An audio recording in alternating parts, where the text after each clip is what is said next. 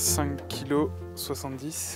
À la ferme de Férolles en Seine-et-Marne, où l'on élève des brebis et cultive entre autres céréales et légumineuses, Jean-Philippe et son fils pèsent les agneaux nouveau-nés. Il y a 2 ans, Martin a rejoint son père, qui avait lui-même rejoint le sien dans les années 90. Pour ce jeune fermier de 24 ans, travailler en famille est formateur. Mon grand-père, des fois, il vient sur la ferme, il me donne des conseils.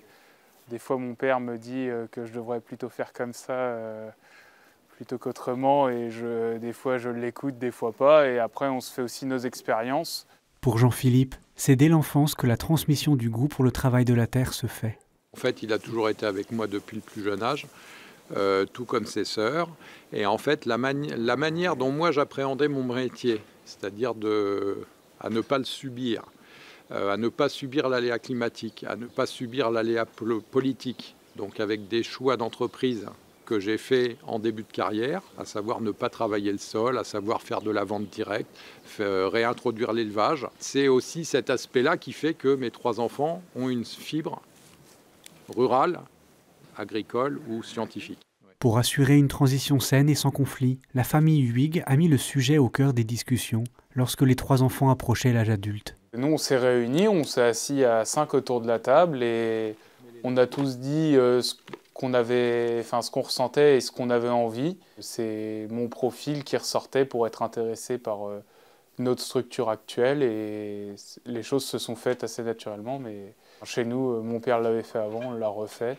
Car la priorité pour Jean-Philippe était d'assurer que la terre qu'il a toujours connue puisse aller à l'un de ses enfants. Moi, j'ai été la 3e génération qui a transpiré dessus pour gagner notre vie.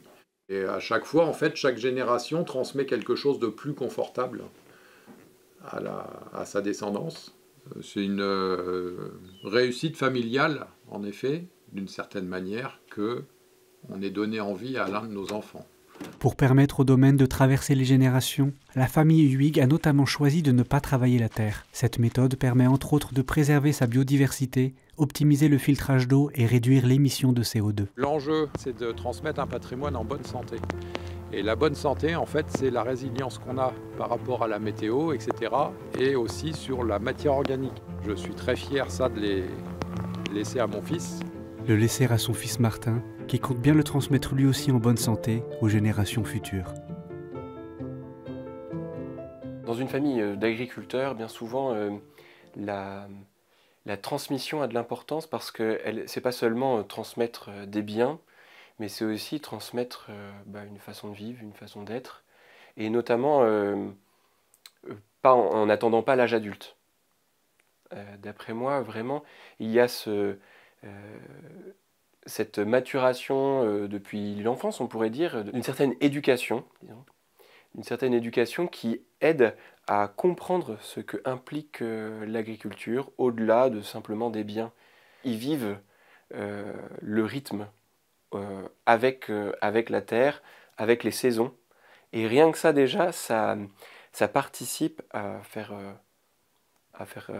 ce qu'on appelle parfois le bon sens paysan, qui prend les saisons comme elles viennent et du coup qui ne s'en défait pas parce qu'il ne peut pas s'en défaire.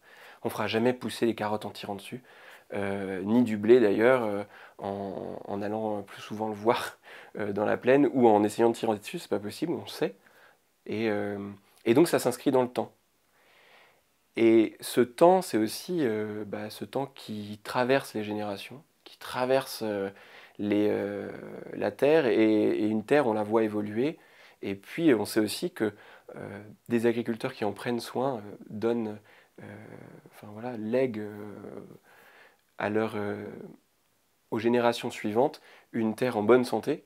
Et aussi, on sait très bien qu'on peut ne pas en prendre soin et la dégrader. Et ça peut se voir dans le temps. C'est toujours pareil, ça se voit dans le temps. Comme dans tout travail en commun, l'importance de la communication est essentielle.